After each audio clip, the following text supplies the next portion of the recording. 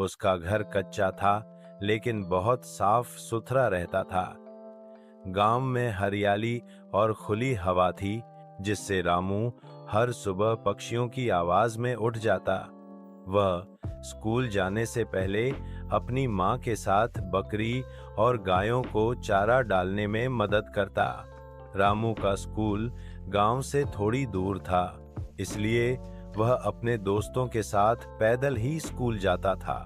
रास्ते में वह आम के पेड़ से गिरे हुए आम उठाकर दोस्तों के साथ बांटकर खा लेता।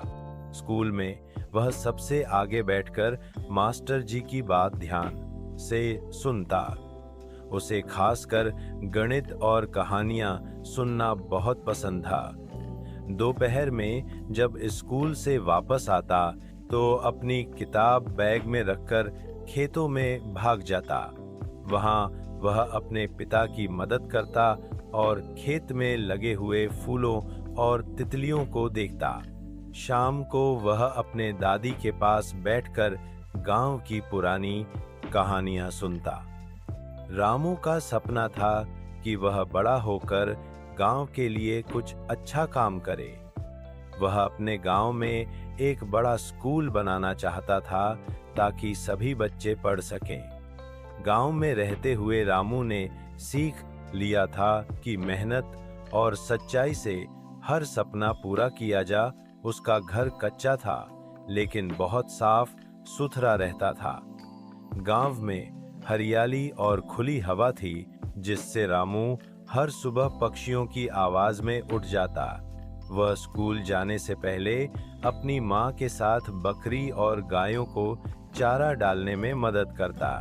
रामू का स्कूल गांव से थोड़ी दूर था, इसलिए वह अपने दोस्तों के साथ पैदल ही स्कूल जाता था।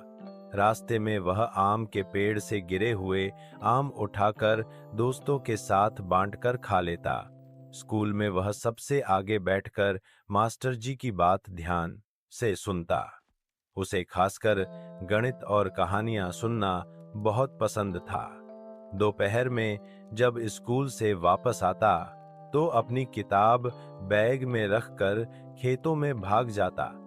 वहां वह अपने पिता की मदद करता और खेत में लगे हुए फूलों और तितलियों को देखता। शाम को वह अपने दादी के पास बैठकर गांव की पुरानी कहानियां सुनता। रामू का सपना था कि वह बड़ा होकर गांव के लिए कुछ अच्छा काम करे। वह अपने गांव में एक बड़ा स्कूल बनाना चाहता था, ताकि सभी बच्चे पढ़ सकें। गांव में रहते हुए रामू ने सीख लिया था कि मेहनत और सच्चाई से हर सपना पूरा किया जा सकता। उसका घर कच्चा था, लेकिन बहुत साफ सुथरा रहता था। गांव में हरियाली और खुली हवा थी, जिससे रामू हर सुबह पक्षियों की आवाज में उठ जाता। वह स्कूल जाने से पहले अपनी माँ के साथ बकरी और गायों को चारा डालने में मदद करता।